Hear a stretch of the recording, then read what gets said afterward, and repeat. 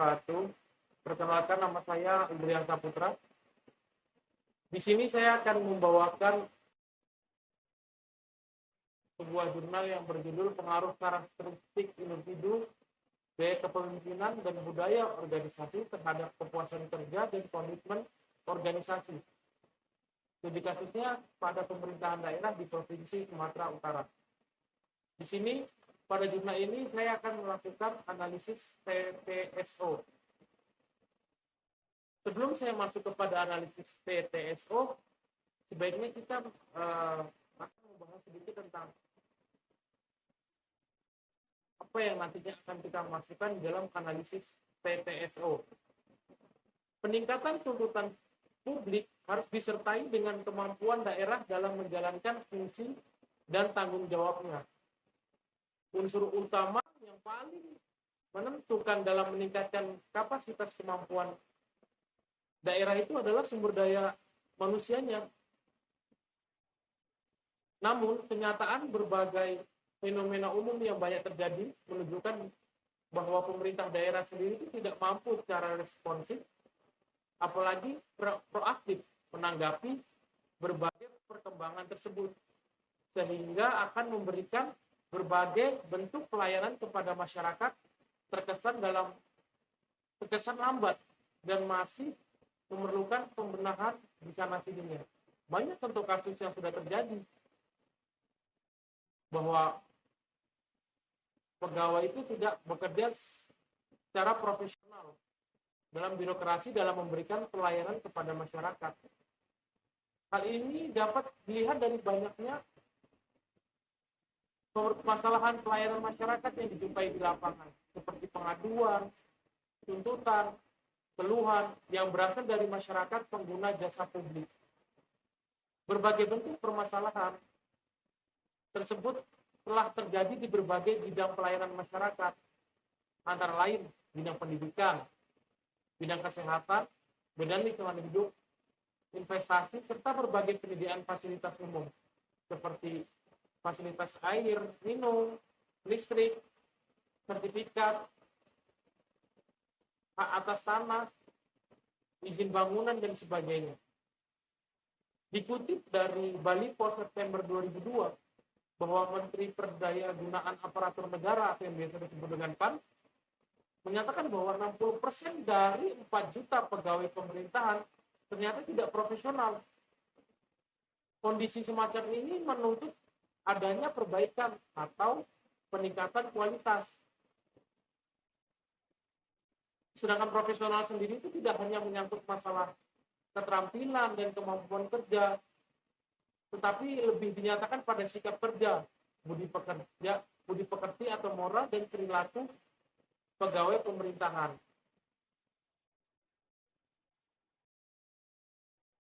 Di sini saya akan masuk kepada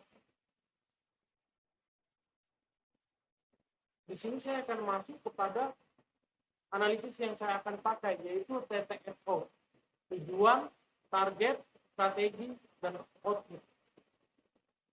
Tujuan. Apa sih tujuan dari pengaruh karakteristik individu, gaya kepemimpinan, gaya organisasi terhadap kepuasan kerja dan komitmen organisasi? Tujuannya itu untuk menciptakan SDM yang berkualitas. Karena apa? SDM yang berkualitas nantinya akan membuat pelayanan masyarakat tadi bisa lebih baik. Dan juga SDM yang berkualitas akan bekerja dengan sepenuh hati dan berkomitmen terhadap pemerintahan daerah, tepatnya pada Provinsi Sumatera Utara, supaya lebih bisa mengabdikan dirinya kepada pemerintahan. Kira-kira targetnya ini untuk siapa? Karakteristik individu, gaya kepemimpinan, dan budaya organisasi. Ya, untuk SDM targetnya.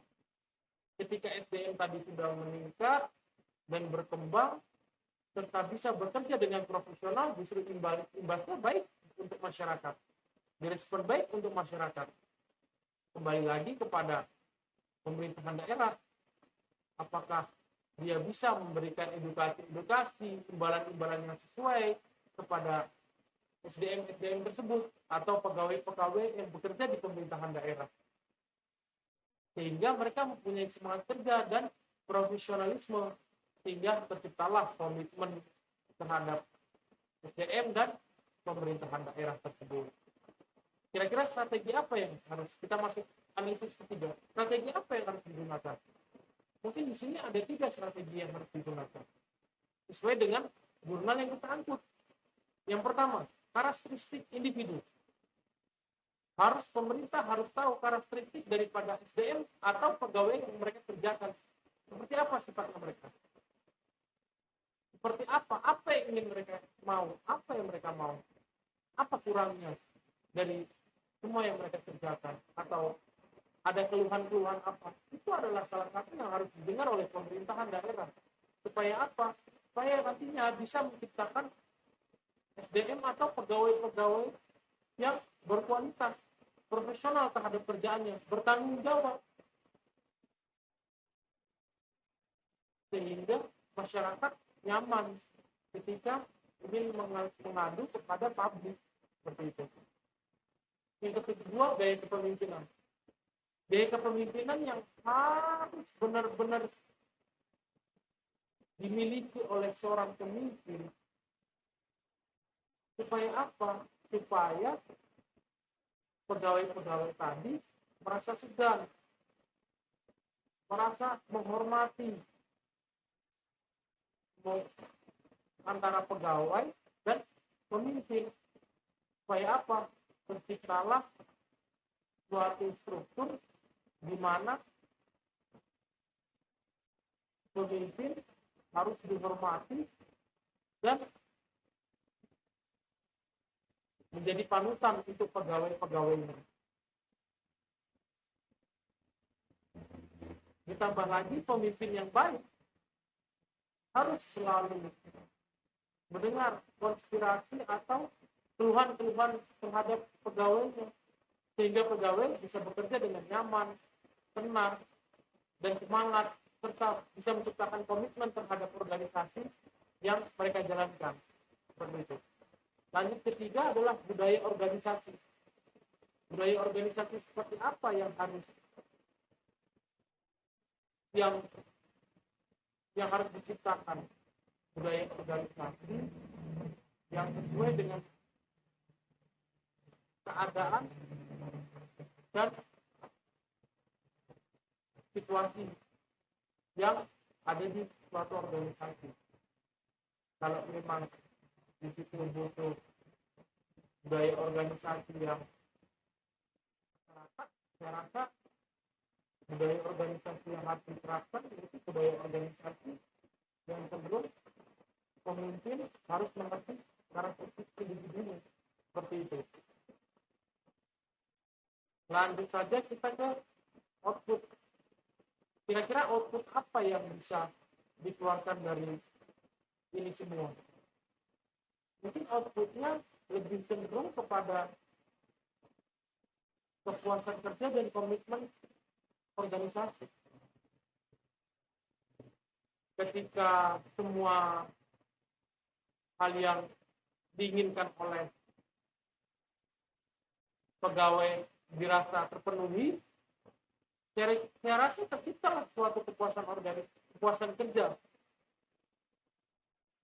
Mungkin dari imbalan atau hal-hal fasilitas di dalam suatu organisasi yang harus dipenuhi oleh pemimpin supaya menciptakan kepuasan kerja terhadap pegawai-pegawainya. Serta komitmen. Apa kira-kira yang membuat pegawai itu merasa mereka nantinya bisa berkomitmen bahwa organisasi ini bertujuannya bukan untuk diri pemimpin sendiri, melainkan untuk mereka bersama. Output inilah yang menjadi hal juga yang terpenting di dalam jurnal ini. Mungkin itu saja yang saya ingin sampaikan. Assalamualaikum warahmatullahi wabarakatuh.